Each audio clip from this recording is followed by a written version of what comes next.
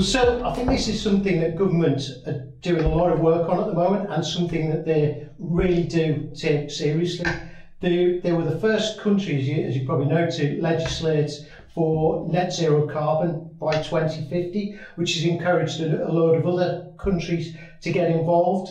They're world leaders in banning the microbeads in cosmetics, which, you know, again, was something there was a lot of in the press, and there was a lot of worry about the damage that was doing to marine life in particular. And also they've been a world leader recognised, you know, globally for tackling plastic pollution. So something that they do really take positively. And, you know, I'm really excited that, you know, locally now we're looking at this and how we can involve local people, but also local businesses in being part of the solution. I'm always impressed when I go out into schools and you hear young people talking about, you know, their desire for more recycling, their love of the environment, you know, they want to create better beaches.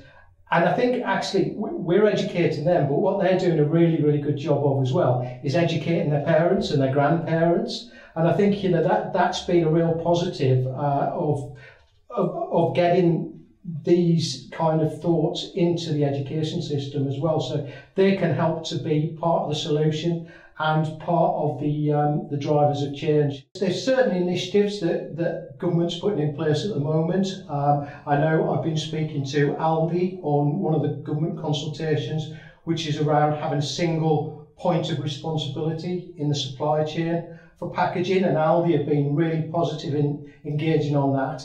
You know, they're really keen as a business to get rid of all packaging by 2025, which I think is, you know, is great. And, you know, as a constituency business, I'm particularly proud for that to be happening. The government is also introducing as well, you know, to try and get industry to think differently, a 10-point pot plan for a green industrial revolution. So to get businesses, because they'll be starting to buy their machinery now for maybe, you know, 20, 30 years time. So we have to encourage them now to be thinking towards the future and help them create that blueprint for what it actually looks like out there.